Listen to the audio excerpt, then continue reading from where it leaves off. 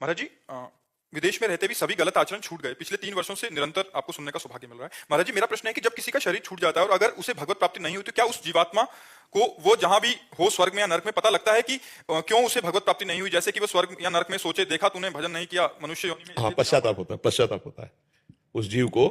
जैसे आप स्वर्ग में हैं तो आपको पता चलेगा ये पुण्य का फल, हमको ये स्वर्ग का सुख मिल रहा है, इस पुण्य का फल मिल रहा है जिस समय आप भोगेंगे। जैसे आप 5 स्टार होटल में, आपको पता है ना इतनी पेमेंट दी है तो 5 स्टार होटल में हमको, तो आपको पता है उस समय होता रहेगा कि इस पुण्य के बल से ये महल सुख मिला, इस पुण्य के बल से ये मिला। ऐसे ही नर्क में पता चलेगा इस पाप का फल ये मिला, इस पाप का। अब वहां भगवान की स्मृति नहीं आती, नर्क स्वर्ग में भगवान की याद नहीं आती। ये नहीं आता कि मैंने भजन क्यों नहीं किया या भजन करना चाहिए था। वहां ये याद आता है कि ये पाप किया तो ये दंड मिल रहा है, ये पुण्य किया तो ये सुख मिल रहा है। मृत्यु लोक ही एक ऐसा है जहां भगवान की याद आती है, जहां भगवान का भजन कर सकते हो, जहां आराधना कर सकते हो। तो अन्य लोकों में या अन्य योनियों में भगवान के भजन की गुंजाइश ही नहीं है। समझ पा रहे हैं? इसीलिए कहा गया है दुर्लभो मानुषो देहो, ये मनुष्य शरीर बड़ा दुर्लभ है। इससे भजन करके नर्क स्वर्ग दोनों की बातें काट करके जन्म मरण से मुक्त हो सकते हो, भगवान को प्राप्त हो सकते हो।